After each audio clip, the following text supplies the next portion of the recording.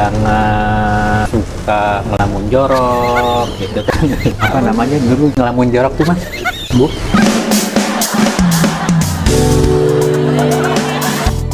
Oke, terus kita mau nyantain apa nih? Ngaji dulu, ngopi kemudian.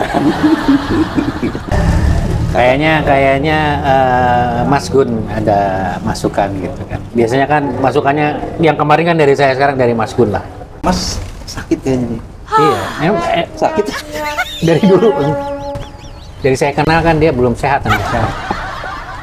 Alhamdulillah. Masih gila. Masuk lagi. Kayak warkop DKI ya. Masih gila, masuk lagi.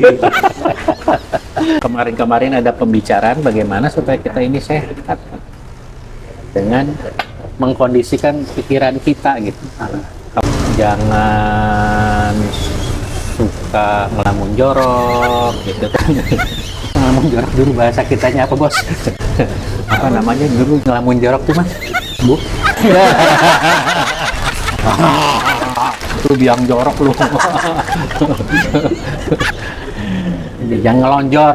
Kalau kita jangan Ngelonjor tuh. Iya. Ngelonjor tuh ngelamun jorok. Ngelamun jorok, jangan ngelonjor, nggak suka ngelonjor. Mikir jorok nggak punya anak 5 loh. Jarang-jarang dulu ya. Tapi jorok al-haq. Itu yang seharusnya. Jorok di jalan yang halal. Halal. Iya. Kalau sekarang antum ngelonjor, antum mau lempar kemana? Iya. Kalau saya dia, wah aman mas. Kamu ngomong nggak jadi lah, nggak direkam. Bagaimana men-setting pikiran kita supaya sehat sampai Kematian datang. Yang nggak kelihatan ini yang menurut saya yang harus dibenahi. Apa itu hati kita? Karena kita sendiri yang tahu gitu.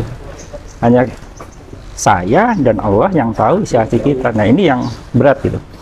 Cemburu, rasa iri, rasa dengki gitu kan, kesel sama. Udah itu dia.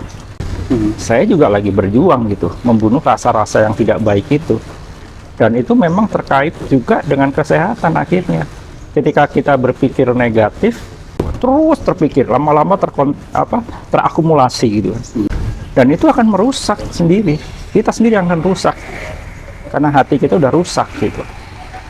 Nah, siapa yang bisa beresin? Hanya kita sendiri gitu. Dimana saya harus berusaha untuk memaafkan orang lain ya, nah, membuang rasa iri gitu kan. Nah, siapa yang bisa itu? Nggak bisa orang lain yang beresin, hanya kita sendiri nah, gitu. Cobalah terimalah, ikhlas saja. Berat, ikhlas itu berat ya. Sabar itu berat ya. Sabar itu nggak ada batasnya gitu. Sabar ada batasnya berarti nggak sabar. Sabar terus sampai kematian menjemput.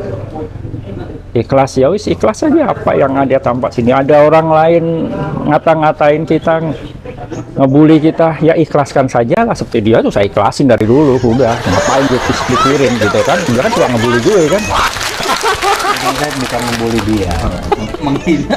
Tidak, saya hanya membuka fakta. Ini aja saya menyenangkan hati orang lain itu kan salah gitu biar ya. Gue lagi ngumpulin pahala nih gitu kan. Nah, senang lagi sini nambah terus pahalanya gitu kan. Ketemu sama dia. Sampai tokonya tuh. Sama saya begini. Karena dia nggak sabar tuh sendiri kan gitu kan. Gitu kan. Jadi Emang harus sabar apa? itu dia. Kalau ketemu saya dia selalu nggak sabar. Nah itu sama dia. Peduli amat itu kan urusan dia ya. Sampai di sini memang ada ya kalimat ketika kita berpikir sesuatu itu dia yang tadinya cair lalu memadat. Apa yang kita pikirkan itu terpadatkan jadi padat. Kemudian ketika kita berhenti berpikir tentang itu, dia buyar lagi, mencair lagi, terus begitu selamanya. Itu adalah suatu ibarat di mana sesuatu pikiran itu bisa menggumpal dan memadat kalau kita pakai teks itu ya. Nah persoalannya Pemadatan pikiran itu terjadi pada persoalan baik dan buruk, yang kemudian tadi terkait dengan pernyataannya Kang Asep, pemadatan pikiran yang buruk dan itu sering dilakukan, dia mengkristal dan menjadi toksin, menjadi toksik, Racun. menjadi racun buat pikiran kita, dan racun itu bahkan nanti jantung problem, tekanan darah problem, ginjal kena, lambung kena, usus dan lain-lainnya.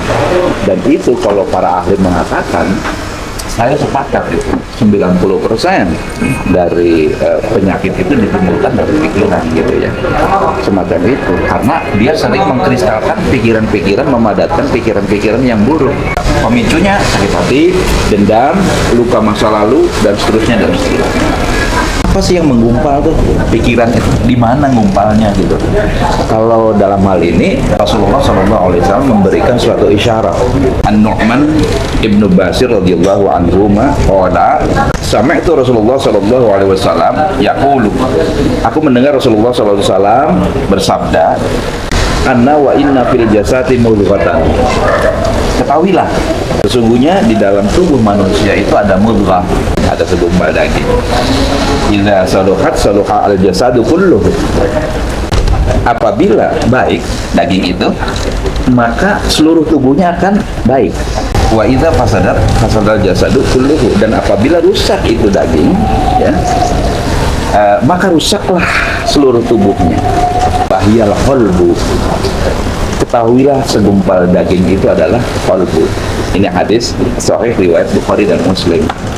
Makanya di sini perang hati itu memang sangat determinan, sangat menentukan qalbu ini. Makanya ada doa yang pagi dan petang, ya muqallibul qulub tsabbit qalbi ala dinik, dalam hadis yang lain.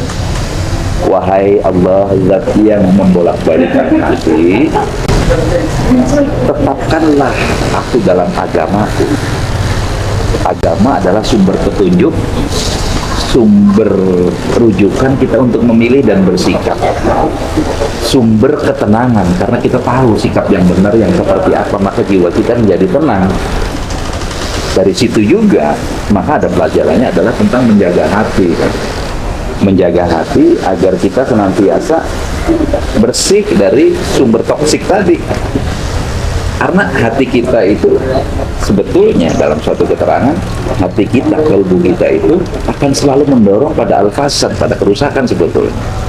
Kalau kita tidak punya alat pandu, alat bantu yang benar, petunjuk, tidak punya kompas batin, maka sesungguhnya kita menjadi tersesat, nggak ada kompas.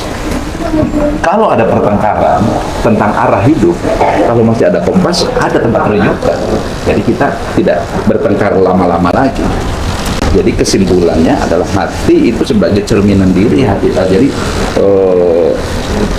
keadaan hati seseorang itu akan tercermin tuh dari perbuatannya, dari sikapnya. Ketemu Mas Gun itu rindu. Setiap Rabu saya nanti-nantikan itu. Saya ketemu Kang Aku, ya Allah, asli pengen ketemu lagi, karena saya yakin di dalam pertemuan itu akan dibahas kebaikan-kebaikan, akan terkristal dan mengental, tadi terpadatkan tasawur, persepsi, macam-macam informasi yang kira-kira mana toksik, mana tidak, mana hak, mana batil, itu akan tercerahkan, dipadatkan melalui kegiatan pagi ini. Dan terus terang, ini adalah sumber ketenangan buat batin saya. Loba, ini kebanggaan saya, ini kebahagiaan saya. Tiap Rabu kita ikat dalam satu komitmen, berbincang tentang ngaji, ya, ngaji dulu, baru ngopi. Salah satu parameter berada dalam pikiran yang garis kehidupan, cara berpikir yang benar, ngomong benar, bersikap benar, itu adalah kita jiwanya tenang. Al-birru ma'id ma'anat ilaihin nafs. Kebaikan itu adalah apa-apa yang membuat nafs kita, jiwa kita menjadi tenang. Itu cirinya kebaikan tuh. Di situ itu panduannya. Wa'id ma'anna ilaihil qalbu, dan hati yang tenteram kepadanya, kepada perbuatan yang kita lakukan itu, pada pikiran yang bergerak di kita itu. Kalau menenangkan, insya Allah tenang di sini adalah karena kita sudah bergemar dalam kebaikan, sebagaimana orang tua kita mendidik. Maka kebaikan-kebaikan yang sifatnya sudah baseline, sudah menjadi basis dari kita dibesarkan, tumbuh amalia-amalia kita yang sekarang kita lakukan, dan itu menimbulkan ketenangan. Itulah ketenangan yang dimaksud Rasulullah, ketenangan yang bersesuaian dengan Al-Quran dan As-Sunnah yang sahihah.